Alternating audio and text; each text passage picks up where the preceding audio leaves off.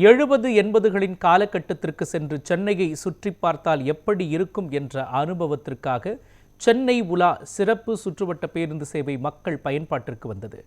சென்னையில் பழமையான மற்றும் வரலாற்று சிறப்புமிக்க இடங்களை கண்டுகளிக்க ஏதுவாக மாநகர் போக்குவரத்து கழகம் சார்பில் சென்னை உலா சிறப்பு சுற்றுவட்ட பேருந்து சேவையை அமைச்சர் சிவசங்கர் கடந்த 14ஆம் தேதி துவக்கி வைத்தார். அரை மணி நேரத்திற்கு ஒருமுறை இயக்கப்படும் வகையில் 5 பேருந்துகள் அறிமுகம் செய்யப்பட்டன. இந்த பேருந்து சேவை சனிக்கிழமை முதல் சுற்றுலா பயணிகள் பயன்பாட்டிற்கு வந்துள்ளது. சென்னை சென்ட்ரலில் இருந்து தொடங்கி எழும்பூர் அருங்காட்சியகம், வள்ளுவர் கோட்டம், செம்மொழி பூங்கா, மெரினா, விவேகானந்தர் இல்லம், கலங்கரை விளக்கம் உள்பட 17 இடங்களுக்கு சென்று மீண்டும் சென்ட்ரல் ரயில் நிலையத்தை வந்தடையும் வகையில் சுற்றுலா பேருந்து சேவை இயக்கப்படுகிறது.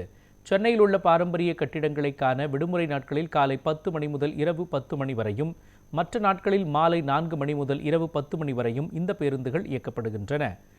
ஒரே ஒரு பயணச்சீட்டு மூலம் நாள் முழுவதும் பயணிக்க 50 ரூபாய் கட்டணமாக நிர்ணயிக்கப்பட்டுள்ளது. இந்த சென்னை உலா பேருந்துக்கான பயணச்சீட்டை சென்னை ஒன் செயலி மூலமாகவும் பெற்றுக்கொள்ளலாம் என்று அறிவிக்கப்பட்டுள்ளது.